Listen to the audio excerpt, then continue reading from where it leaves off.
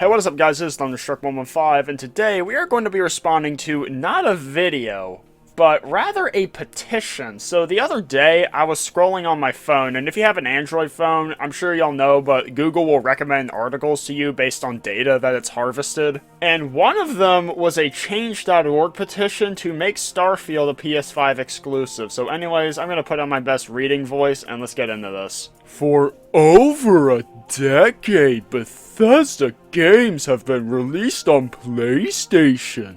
They perform better on PlayStation, run better, and sell better.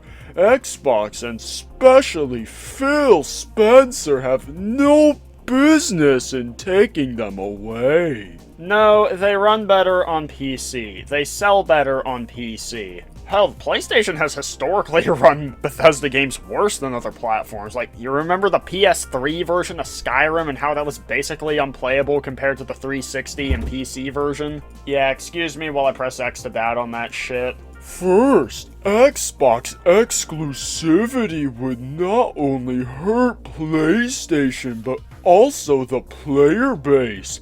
When a major game like Starfield is only available on Xbox, it limits the player count of the game and stifles the amount of players PlayStation has. And yet, despite that, you are going to ask for this game to be exclusive to the PS5, even though it would do exactly what you are saying, but to Xbox. Also, no, the game will not just be on Xbox consoles. You can also buy it on PC, both through Steam and through the Windows Store. Plus, it'll be in Game Pass both on Xbox and PC. And while I'm not 100% sure if this has been confirmed yet, there's a really good chance it'll also be available on xCloud as well. Now, I do kind of feel bad that regular PlayStation owners won't be able to play this game unless they either have an Xbox or a PC. But when it comes to fanboys like this who worship exclusivity when it comes to the PlayStation side of things, I feel no fucking remorse for them when Xbox swings back with exclusives of their own. This means that now Microsoft can charge higher prices because they don't have competition and take players away from Sony. We cannot allow this. Oh, so it's a problem when Xbox locks down exclusives like Starfield, but when Sony does the same thing with games like Final Fantasy XVI or Ghost of Tsushima, it's alright. Double standards at its finest. Like, Sony has been doing this shit for fucking years at this point, and yet not a fucking peep from them. As for increasing prices, Microsoft did that recently, which, yeah, I agree that sucks. But Sony did it first. Like, they and Activision were the two companies who started the whole $70 trend for new games at the beginning of this generation. Additionally, Sony is the one that increased the price of the PS5 globally with the exception of the US. Microsoft has not increased the price of the Xbox Series consoles. So it seems to me that Sony is the one more likely to raise prices on shit rather than Microsoft, as they did it first when it comes to increasing the price of their games. Meanwhile, Sony increases the price of their consoles, Microsoft has not. Alright, so this is Thunderstruck from the future, and that statement, yeah, that didn't age well. Second, Xbox and its 12 dedicated players do not deserve Starfield or any exclusivity. Not only are they arrogant and annoying, but since the showcase they have been irritating.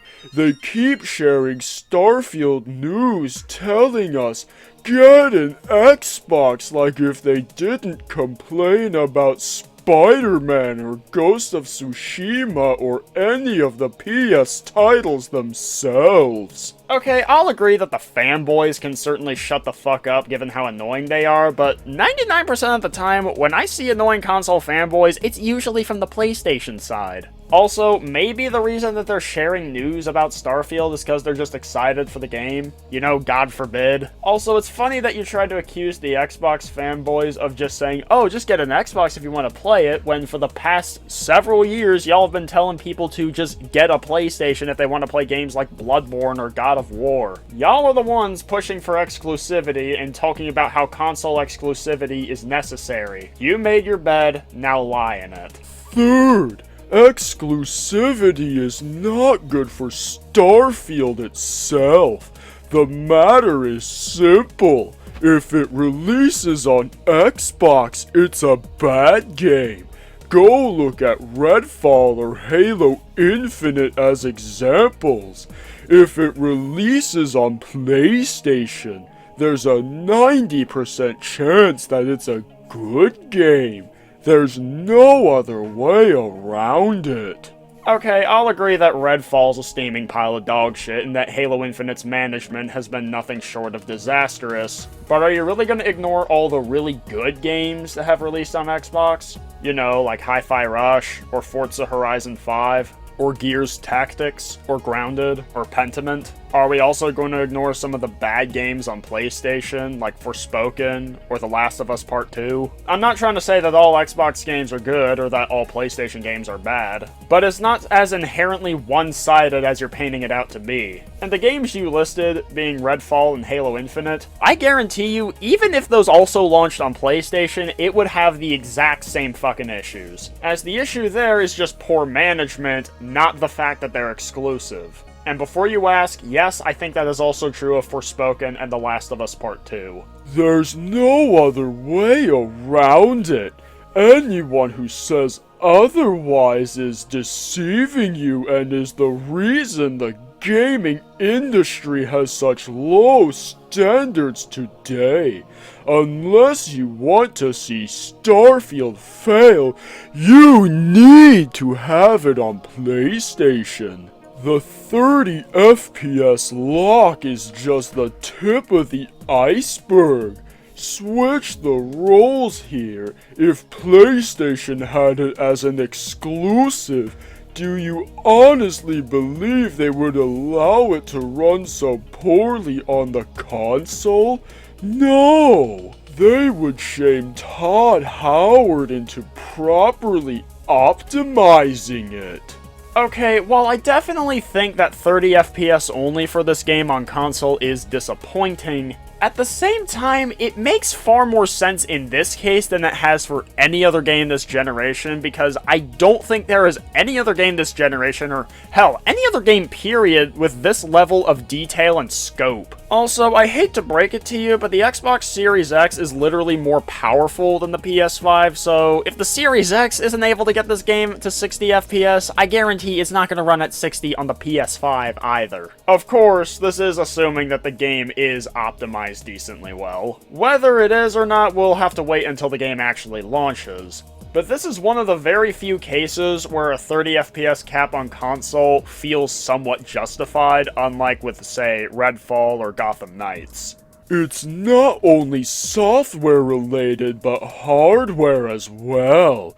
While it could run at 60 FPS on Series X, Microsoft has to allow it to run that poorly thanks to its inferior Series S, which they must keep support for, as the small Xbox player base is known to have very little money for gaming.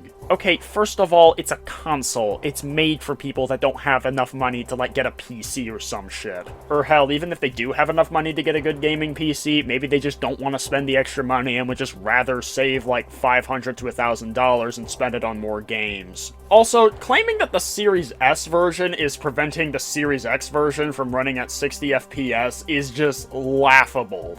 Because the thing is, the Series X and the Series S have the same operating system, they have the same architecture, the only difference is that the Series S has less RAM and a less powerful GPU. In essence, you could consider these as two differently spec'd PCs. It would be like saying that a 1060 is preventing a 4080 Ti from running a game at 120 FPS just because the 1060 can't hit that high. Also, if they have to scale the game back in scope so it can run on the Series S, and they also did the same to the Series X, that would actually free up extra processing power on the Series X that could go towards better performance. For example, Borderlands 3 can run at 120 FPS on the PS5 and the Series X, even though it cannot run at 120 on the Series S. So if the problem really was that the Series S just wasn't powerful enough, then they would simply just leave the Series S version capped at 30 FPS while offering a 60 FPS mode on the Series X. Fourth, I keep getting told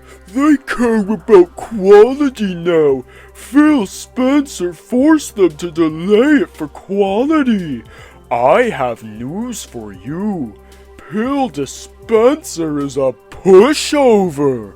The guy is in charge of Xbox but doesn't care enough to check games before they release.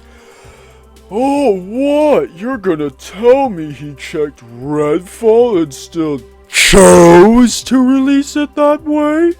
Better yet, he has owned Obsidian and Bethesda for years now, and despite the overwhelming demand for a New Vegas sequel or remake, he refuses to do it. Alright, the only thing I can somewhat agree with is checking the quality of the games, because, yeah, if they let fucking Redfall slide and thought that shit was alright, then yeah, there's clearly a problem to be addressed. But would you rather them just push it out the door immediately in a broken state? Fuck no.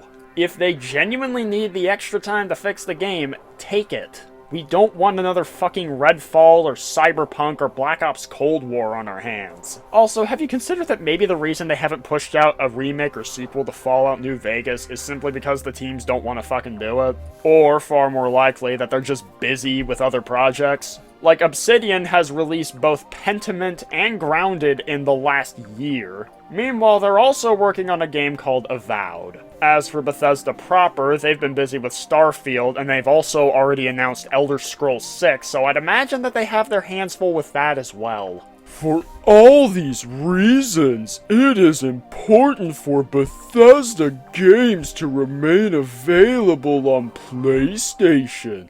Not only that, but to ensure the high quality of games, any and all future Bethesda titles should be only PlayStation exclusives.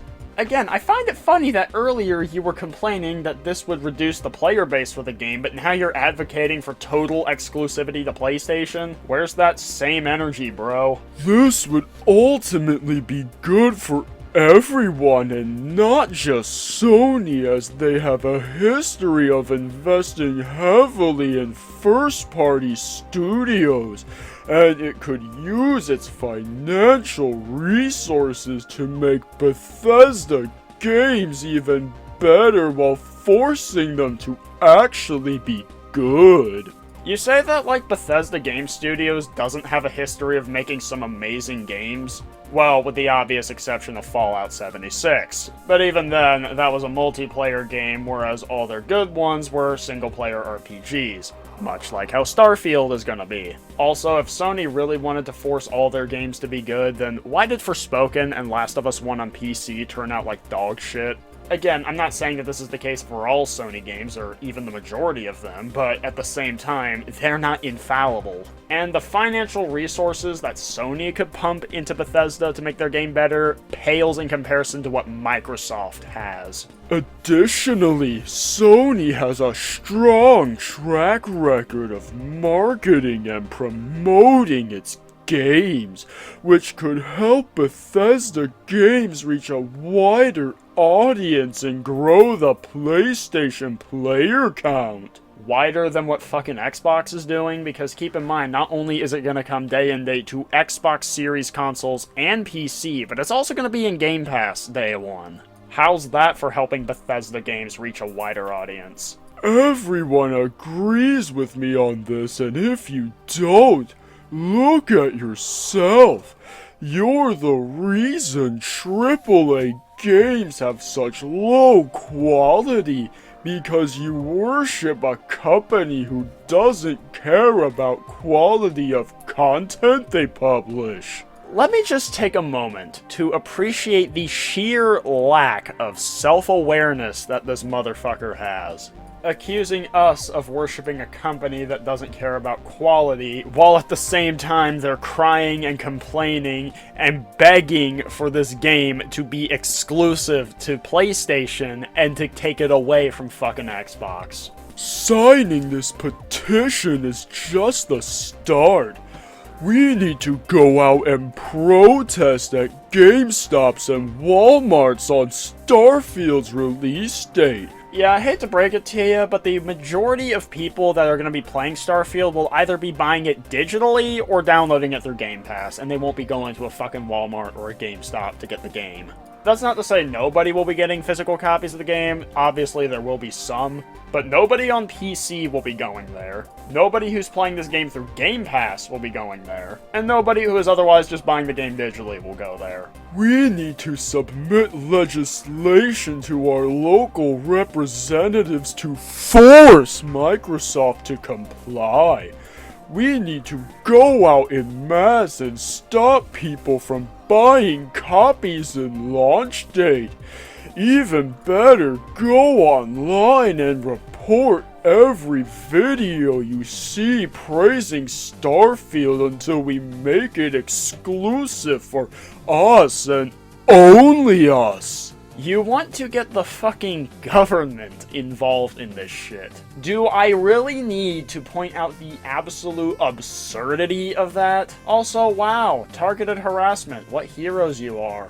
You know, this sounds oddly similar to the fucking Hogwarts Legacy situation where they were literally attacking people buying the game, except this time, there's pretty much nobody on board with this except a handful of PlayStation fanboys. YouTubers like Mr. Matty Plays Bad Games, Review Fat USA, Lemon Juice, Fratanga Complains, and the Young Turds need to all be cancelled immediately. Yeah, I hate to break it to you, but I guarantee not one of them gives a shit if they get cancelled on Twitter.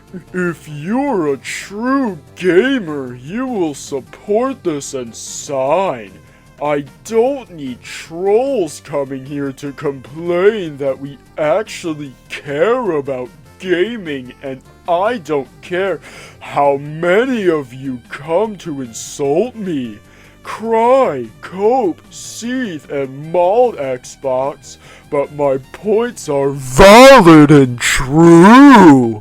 And just like that, this petition is over. But anyways, you know what's really funny? When I first saw this, at the very bottom, you could see people, like, listing reasons why they signed this petition, as that is something you can enable on change.org, but most of the people that were doing so were literally just fucking trolling and dunking on this dude, and they just signed it just to do that. So, yeah, and funnily enough, when I came back to this article to read it off, they were gone, so I'm guessing the guy, like, disabled it or some shit because he was getting ratioed. But, yeah, I guess the key takeaway here is that console fanboys are stupid, don't take them seriously. But anyways, if you enjoyed this video, make sure you hit the like button and subscribe for more, and tell me what you think of Starfield and this pathetic-ass petition. Anyways, that's it. Peace!